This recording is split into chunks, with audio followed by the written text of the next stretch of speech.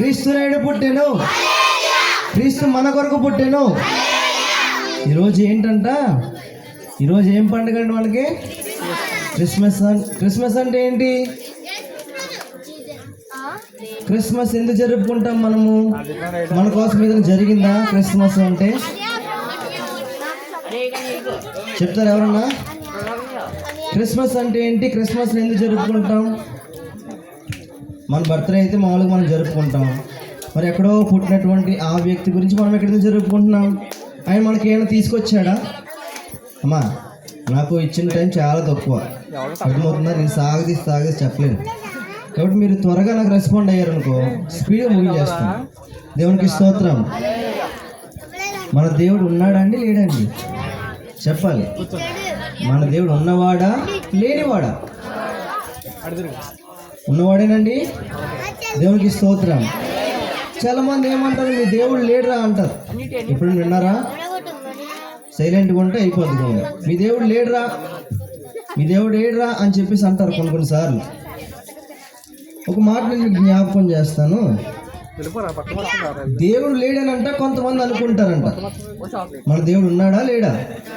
ఎక్కడున్నాడండి? మన మధ్యలో ఉన్నాడా? దేవునికి స్తోత్రం. కీర్తన గ్రంథము 14వ అధ్యాయం 1వ వచనంలో ఒక మాట సెలవిస్తున్నాడు. ఒకరు చదవండి. అదేవిధంగా ఇంకొకరు కూడా కీర్తన గ్రంథం 53వ అధ్యాయం 1వ వచనం కూడా బిగ్గరగా ఎవరైనా చదవండి. రెండు ఒకేలా ఉంటాయి వాక్యాలు. దేవుడు లేడని భక్తిహీనులు తమ హృదయములో అనుకొందురు, వారు చాలు. దేవుడు లేడని ఎవరు అనుకుంటున్నారంట? చెప్పాలి. బుద్ధిహీనులు. ఇప్పుడు చెప్పండి, మన దేవుడు ఉన్నాడా, లేడా? లేడంటే మనం ఎవరమంట? చెప్పాలి. ఇంకొకరు తీసారా? 53వ కీర్తన కూడా, దేవుడు లేడని బుద్ధిహీనుడు తమ హృదయంలో అనుకుందురు, వారు చెడిపోయిన వారు. చాలు. ఏంటి ఈ రోజున క్రిస్మస్ కదా, క్రిస్మస్ అయితే దేవుడు లేడని చెప్తున్నారేంటి అనుకోకండి. జస్ట్ ఏదో మీకు కొంచెం క్లారిటీగా. ఈరోజు నాకు క్లారిటీ లేకుండా చాలామంది కూడా త్రోవ తప్పిపోతున్నారు. మనము నిజమైన వాక్యాన్ని తెలుసుకోవాలి. దేవునికి స్తోత్రం. దేవుడు లేడని ఎవరు అంటున్నారంట? బుద్ధిహీనులు అంటున్నారు. ఈ రోజున దేవుడు ఉండబట్టే కదా మనం ఈ రోజున క్రిస్మస్ జరుపుకుంటున్నాం. దేవుడు లేకపోతే క్రిస్మస్ జరుపుకుంటామండి మనము. ఆ క్రిస్మస్ అంటే ఏంటంటే ఆయన మన కోసం పుట్టాడు, మన కోసం మరణించాడు, మన కోసం మనందరికీ కూడా రక్షణ తీసుకొచ్చాడు. నమ్మిన వారి స్తోత్రాలు చెప్తాం. మీరందరూ నమ్ముతున్నారా? యేసుక్రీస్తు ప్రభు వారి ద్వారా మనకి రక్షణ వస్తుందని ఒక సూచన కూడా ఇచ్చారంట ఆయన.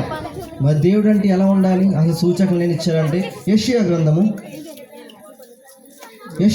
7వ అధ్యాయము ఒకసారి తీసినట్లయితే 14వ వచనంలో ఈ విధంగా రాయబడింది.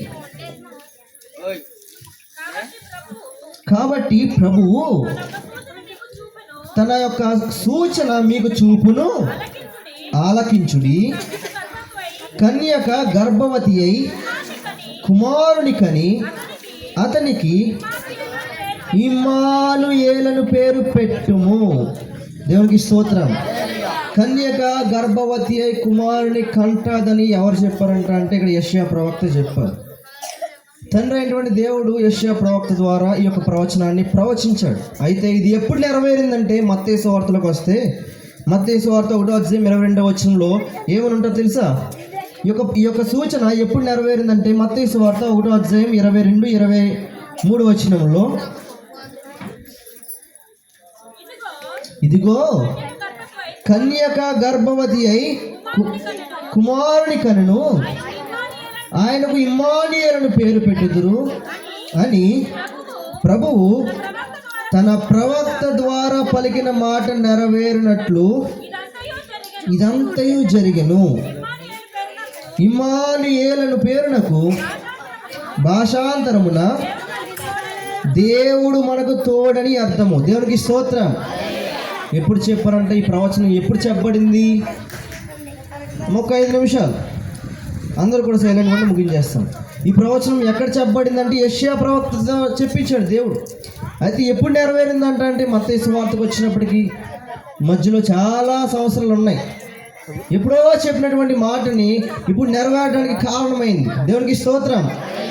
ఎలా అంట, కన్యక గర్భవతి కుమారుని కని ఆయనకు ఇమ్మానుయేల్ అని పేరు పెట్టారు. ఇమ్మానుయేల్ పేరు అంటే ఏంటండి అర్థం? దేవుడు మనకి తోడు. అంతేనా అండి? ఇమ్మానుయేల్ అంటే దేవుడు మనకి తోడు. ఈ రోజున దేవుని యొక్క తోడు లేకుండా చాలామంది లోకంలో వేరే వేరే తోడుని ఎత్తుకుంటున్నారు. అసలు మనకి ఏం తోడు కావాలో తెలుసా అంటే దేవుని తోడు కావాలి. తోడు కావాలా?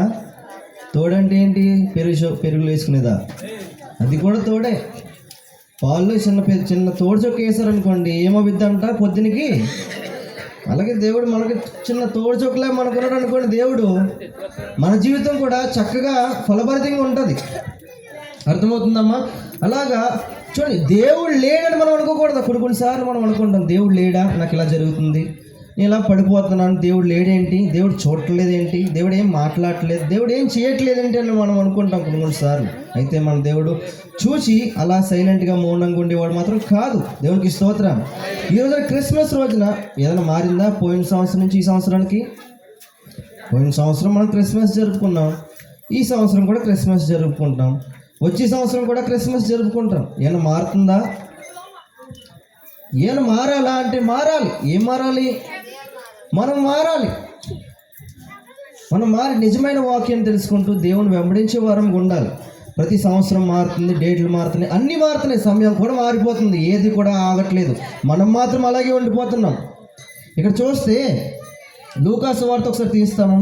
లూకాసు వార్త 2వ అధ్యాయంలో ఈ ఒక్క మాట నేను చెప్పేసి ముగించేస్తాను.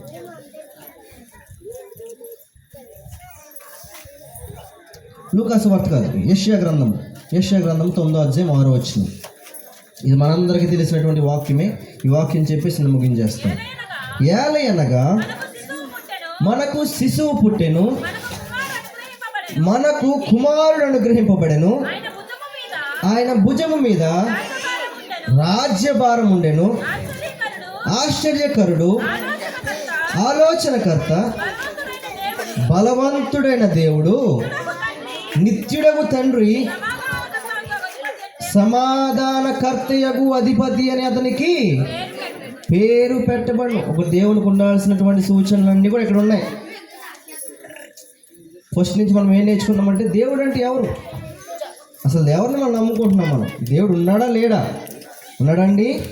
ఇక్కడ చూస్తే ఏలయనగా మనకు శిశువు పుట్టెను, మనకు కుమారుడు అనుగ్రహింపబడెను, ఆయన భుజం మీద రాజ్యభారం ఉండడు.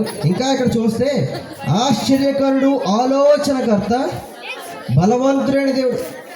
మన దేవుడు ఎలాంటి వాడు అంటే ఆశ్చర్యకరుడు, ఆలోచనకర్త.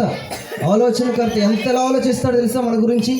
మనం తెలుసుకోలేకపోతున్నాం. దేవుడు అంటే ఏంటో అసలు తెలుసుకోలేకపోతాం. దేవుడు అంటే ఏదో క్రిస్మస్ జరుపుకుంటామో, కేక్ కటింగో, లేదంటే క్యాండిల్ సర్వీసో, లేదంటే డ్యాన్స్లో, లేదంటే ఇలా చేసుకుంటాం. ఇది మాత్రమే కాదు క్రిస్మస్ అంటే.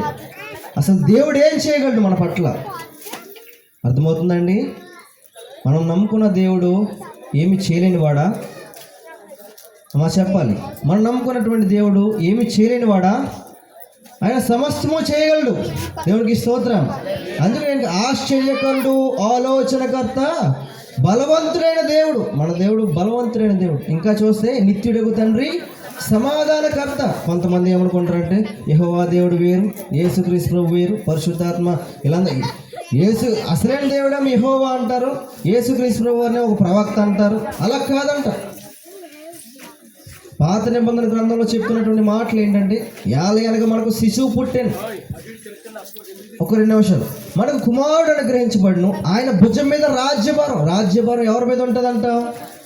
మనం తెలుసుకోవాలి. యెహోవా దేవుడు, యేసుక్రీస్తు ప్రభువారు, పరిశుద్ధాత్మ, త్రియేక దేవుడిని మనం కలిగి ఉన్నాం. నిజమేనండి?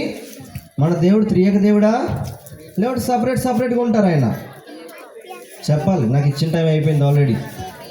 చెప్పండి, త్రియేక దేవుడా లేకపోతే సపరేట్గా ఉంటాడు? త్రియేక దేవుడు. మనం 3 విధాలుగా మనం విడిచిపెట్టేకూడదు దేవుడిని. అన్నీ కలిపితేనే దేవుడు అయ్యాడు. ఇక్కడ చూస్తే ఏలయనగా మనకు శిశువు